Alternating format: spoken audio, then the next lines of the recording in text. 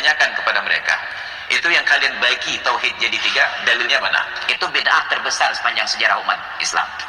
Kenapa? Yang namanya tauhid tidak bisa dibagi-bagi. Ini bahkan tauhidnya dibagi. Itu bid'ah terbesar. Dan mereka tidak pernah mau menjawab dalil karena memang nggak pernah ada dalil. Maka mereka gunakan jurus peperangan, pertahanan terbaik adalah menyerang. Bid'ahkan semua praktek orang lain sampai orang lain tidak sempat membid'ahkan Anda. Padahal mereka lah sumber bid'ahnya, menimbulkan perpecahan di mana-mana. Kenapa? Orientasi hanya tentang ibadat, lupa tentang akhlak.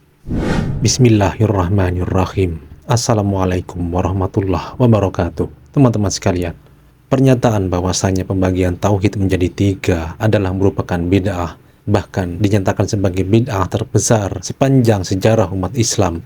Hal itu tentu membuat kita bertanya-tanya, dari sisi mana bisa dikatakan bid'ah? Bahkan dikatakan bid'ah terbesar sepanjang sejarah umat Islam. Subhanallah. Jika alasannya adalah karena tidak adanya dalil yang secara eksplisit tertulis baik di Al-Quran maupun Al-Hadis bahwasanya tauhid terbagi menjadi 3, maka bukankah pembagian hukum menjadi 5, yaitu wajib, sunnah, mubah, makruh, haram, juga tidak tertulis secara eksplisit dalam Al-Quran dan Al-Hadis? Bukankah pembagian seperti itu juga tidak tertulis secara eksplisit dalam Al-Quran dan Al-Hadis? Lantas apakah hal itu juga bisa dikatakan sebagai bid'ah?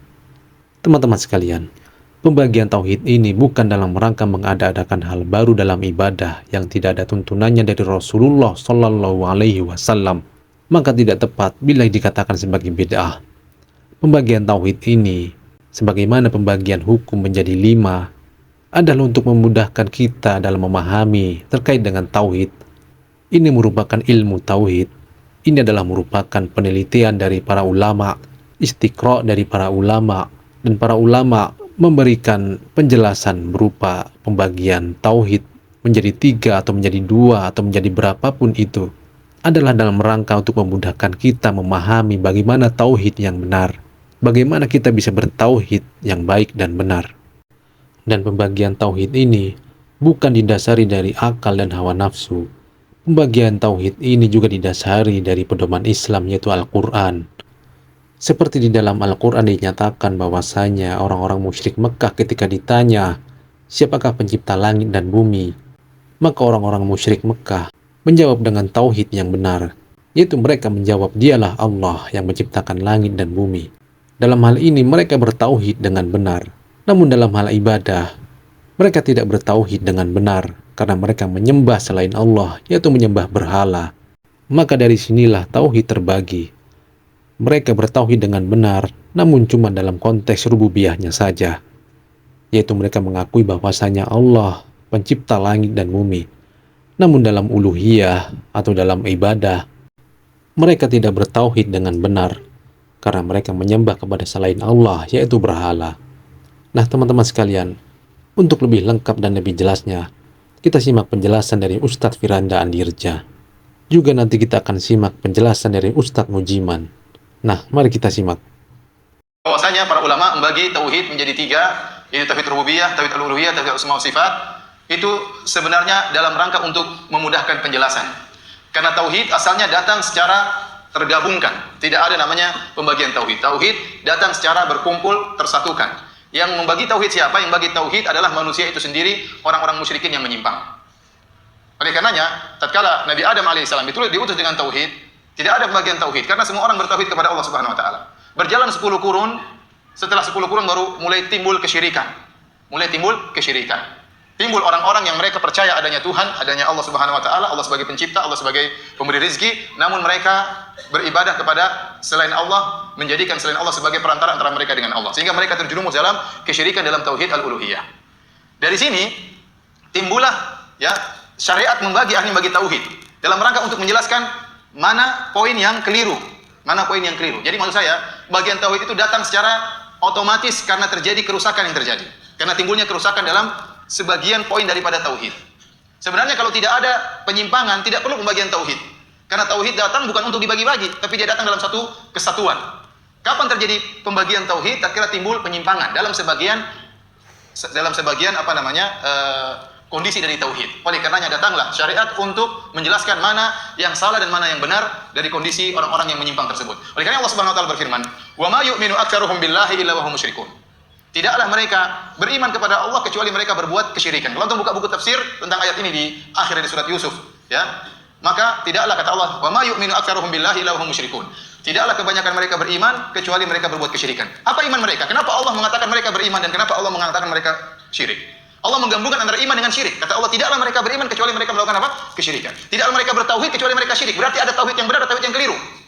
Timbullah pembagian. Kenapa? Karena ada yang salah dalam praktek tauhid. Harusnya tauhid satu kesatuan, nggak boleh ada yang syirik dalam satu poin tauhid pun. Yang melakukan penyimpangan, yang melakukan pembagian siapa? Manusia yang melakukan kesyirikan. Iman mereka, kita baca dalam buku tafsir, para salaf menafsirkan iman mereka adalah mereka berkata, Tuhan kami adalah Allah, pencipta kami adalah Allah, sebagaimana firman Allah, "Wala in sa'altahum man khalaqas samawati wal ard la yaquluna Allah." Kalau engkau bertanya kepada mereka, siapakah pencipta langit dan bumi? Mereka akan menjawab, pencipta kami adalah Allah, memberi rezeki adalah Allah Subhanahu wa taala. Kesyirikan mereka menyembah kepada berhala. Dari sini ternyata Allah tetapkan iman bagi mereka, Allah tetapkan tauhid bagi mereka, dan Allah tetapkan syirik. Nah, tauhid mereka ini yang mana? Ternyata dijelaskan oleh para ulama. Tauhid mereka adalah dari sisi rububiyah.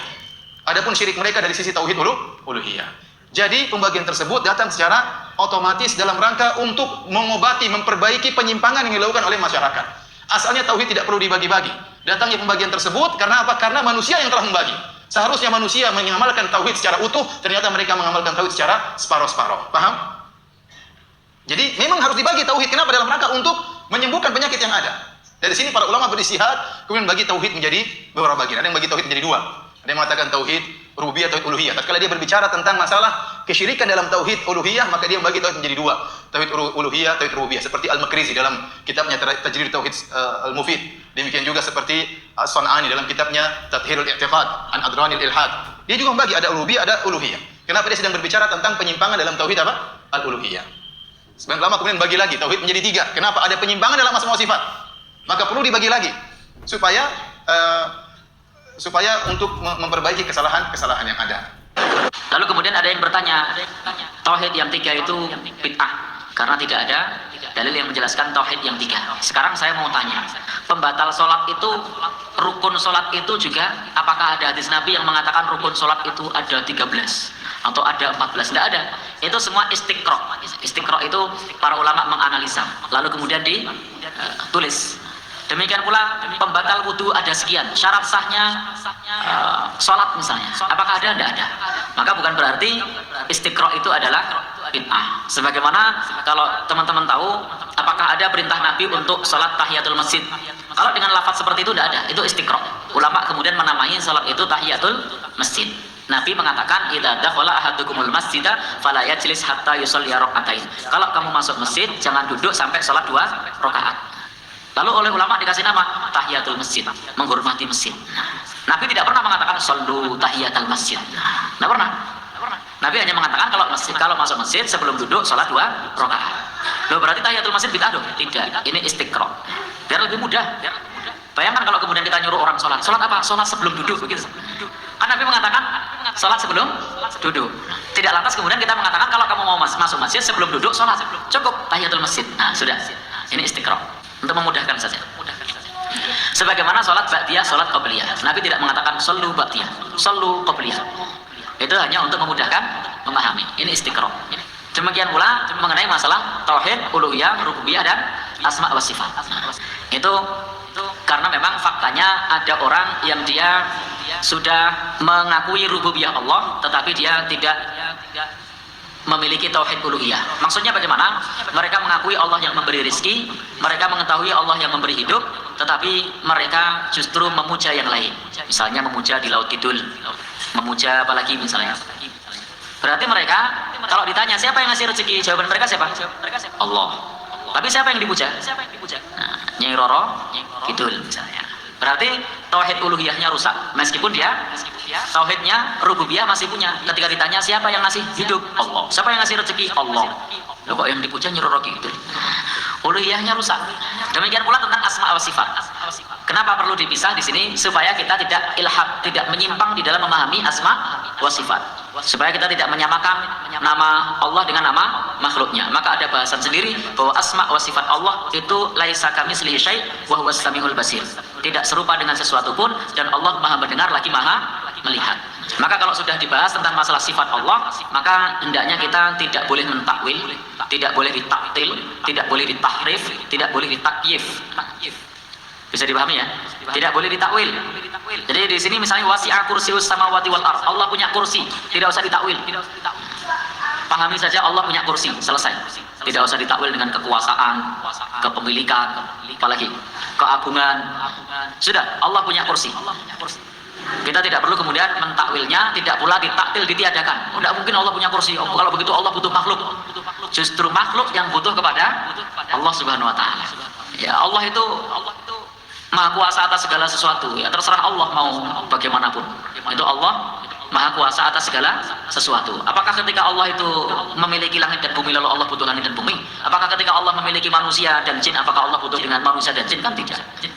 Maka ini Allah Subhanahu wa taala punya kursi. Ya udah kita imani kursi. Bagaimana? Kita tidak tahu. Maka tidak perlu ditakyif. Jangan ditanyakan bagaimana. Demikian pula tidak perlu ditahrif, dipalingkan dari makna aslinya. Kita meyakini dan mengimani sebagaimana yang Allah maksud. Selesai. Jadi kita mengimani dan meyakini sebagaimana yang Allah maksud, bahwa Allah punya kursi. Jangan tanya bagaimana, jangan tanya seperti apa, tidak perlu ditakwil, tidak perlu ditahrif, tidak perlu ditiadakan. Karena memang faktanya ayatnya ada. Bahkan semua orang mengatakan ayat kursi, tidak ayat kekuasaan. Ya kan? Andai kan kursi ini harus ditakwil kekuasaan, mestinya tidak nyebut ayat kursi, ayat kekuasaan. Pernah dengar gitu? Dibacakan ayat kekuasaan saja gitu. Pernah ada orang kesurupan? Sini, ayat kursi. Oh jangan, kalau ayat kursi itu berarti Allah butuh makhluk. Berarti mujassimah itu. Jangan ayat kursi. Apa? Ayat kekuasaan. Pernah dengar gitu? Belum kan? Nah, jadi sudah. Allah punya kursi, selesai. Bagaimana? Tidak tahu. Seperti apa? Tidak tahu. Kita imani sebagaimana yang Allah maksud. Nah, teman-teman sekalian, sebagaimana yang telah dijelaskan oleh Ustadz Firanda dan Ustadz Mujiman, pembagian tauhid ini adalah untuk memudahkan kita saja, memudahkan kita untuk memahami tauhid dan bisa menjaga tauhid agar kita tetap bertauhid yang benar. Jadi, pembagian tauhid ini bukanlah dalam rangka mengada-adakan hal baru dalam ibadah yang tidak ada tuntunannya atau tidak ada dasarnya dari Al-Quran dan Al-Hadis.